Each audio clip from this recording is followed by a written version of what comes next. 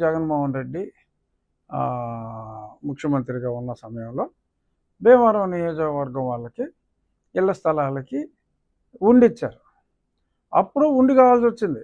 విశాఖోడారు చెరువు తవ్వడానికి నీకు ఉండి కావాల్సి వచ్చింది.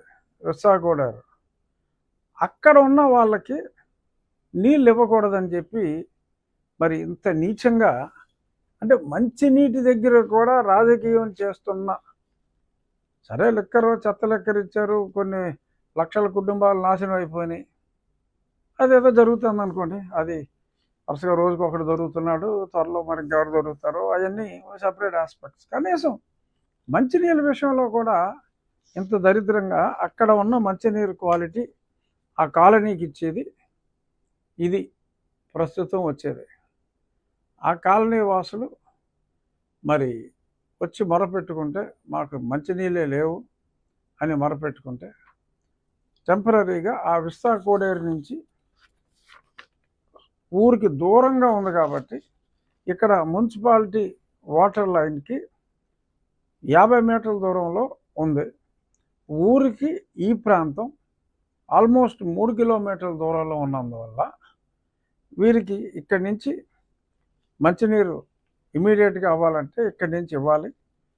ఎందుకంటే భీమవరానికి వచ్చే మంచినీళ్ళు ట్యాంకే అక్కడ ఉంది కాబట్టి నేను అధికారులతో మాట్లాడి అక్కడ ఆ నీరు వాడిన వాళ్ళకి ఎంతోమందికి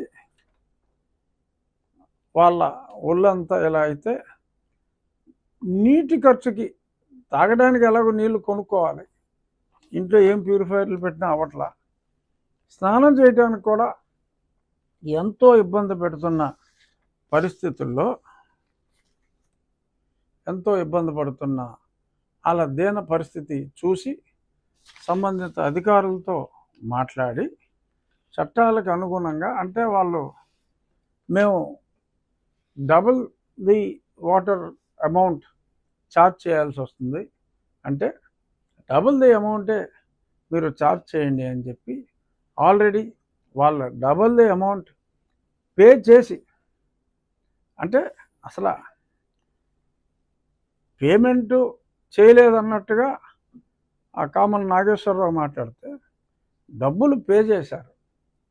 పే చేసి డబుల్ తర్వాత నీటి ఛార్జీలు కూడా డబుల్ పే చేయడానికి కమిట్మెంట్ ఇచ్చి ఇన్ని చేసిన తర్వాత మరి దానికి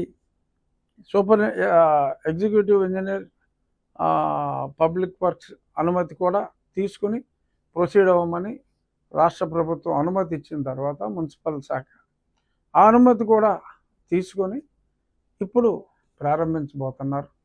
ఒక 50 ఇళ్ళకి తాగటానికి లేక, స్నానాలు చేయడానికి కూడా వీలు లేక ఇబ్బందులు పడుతూ ఉంటే, ఏ ఊరు నుంచి అంటే తల్లి పాలు తాగి రొమ్ము గుద్దే నీచ సంస్కృతి ఈ నాయకుల్లో, ఆ పార్టీకి సంబంధించిన నాయకులు, నాకు తెలిసి ఇటువంటి విష పురుగుల్ని ఈవెన్ ఆ పార్టీ అధినేతలు కూడా హర్షించరేమో అని నేను అనుకుంటున్నా. భీమవరం కాలనీ అక్కడ ఈ తాగి ప్రతి చుక్క వచ్చేది అక్కడి నుంచా? మీ ఊర్లో మీ డంపింగ్ యార్డు డ్రైన్లు వేస్తారా? కానీ ఒక 50 కుటుంబాలకి తాగడానికి నీరు డబుల్ ది రేట్లో సప్లై చేస్తే అన్యాయం, చేతులు బారినాయి అంటారా? ఎంత డబ్బులు ఇచ్చేస్తారా? డబుల్ ది రేట్ ఇచ్చి ఆ పని చేస్తే అధికారులకి డబ్బులు ఇచ్చేస్తారా? వాళ్ళు ఎలా ఉన్నారు, వాళ్ళ పరిస్థితి ఏంటి? ఓ పక్క మరి రోజు పేపర్ చూస్తే కనపడుతూనే ఉంది ఇది బాగుంటుంది. ఇక్కడేమో ఏమీ మాట్లాడటానికి ఏమీ లేక మరి ఈ రకంగా మరి మాట్లాడటం, అది ఒక నీచ సంస్కృతికి, నీచ ప్రవృత్తికి నిదర్శనం. అన్ని క్లియరెన్స్లు రూల్స్ ప్రకారం అప్లై చేయడం జరిగింది. నిరాహార దీక్ష చేస్తావా చెయ్యి, చచ్చేదాకా ఎవరో రాకుండా కాపాడుకుంటాం. ఈ జోలికి ఎవడో రాకుండా కాపాడుకుంటాం. మీరు నిరాహార దీక్ష చేస్తాను, అది చేస్తాను, ఇది చేస్తానని మాట్లాడుతున్నారు కొంతమంది. చూసుకోండి, ఒకటి మటుకు గ్యారంటీ ఇవ్వగలను, మిమ్మల్ని ఆపడానికి మటుకు ఈ నిరాహార దీక్ష భగ్నం చేయడానికి ఎవరు రారని హామీ ఇస్తాం. చేయండి. కోడేరులో మారుమూలన ఉన్న కాలనీ వాసులకి మంచినీళ్ళు ఇవ్వడానికి వీల్లేదు అని యువజన శ్రామిక రైతు కాంగ్రెస్ పార్టీ భీమవరం కార్యవర్గం నిర్దేశించింది అని దమ్ముంటే ప్రకటించు, చూద్దాం. మీరిస్తా, మీరు అమర నిరాహార దీక్షకు వచ్చండి. ప్రజలకు నీళ్ళు ఇస్తాం, మేము ఒప్పుకోం. మేము ఇచ్చిన చెత్తలు ఎక్కడ తాగాలి, జనం చావాలి, ఆ కరాల రుచి మధ్య మేము సేద తీరాలి, మా నాయకులు సేద తీరాలంటే ఇక్కడ జనం ఇలా గోకుంటా తాగడానికి నీళ్ళు లేకుండా ఏ సమాజంలో ఉన్నావా మనం? ఎటువంటి సమాజంలో ఉన్నాం? సో ఇటువంటి నీచ ప్రవృత్తికి దూరంగా ఉండండి అని చెప్పి మొన్న ఈ గొడవలో పడ్డారు కాబట్టి దాని ముందు ఏదో కలెక్టరేట్లో అది ఇది అని చెప్పి గొడవ చేశారు. మళ్ళీ దీని గురించి వచ్చారు.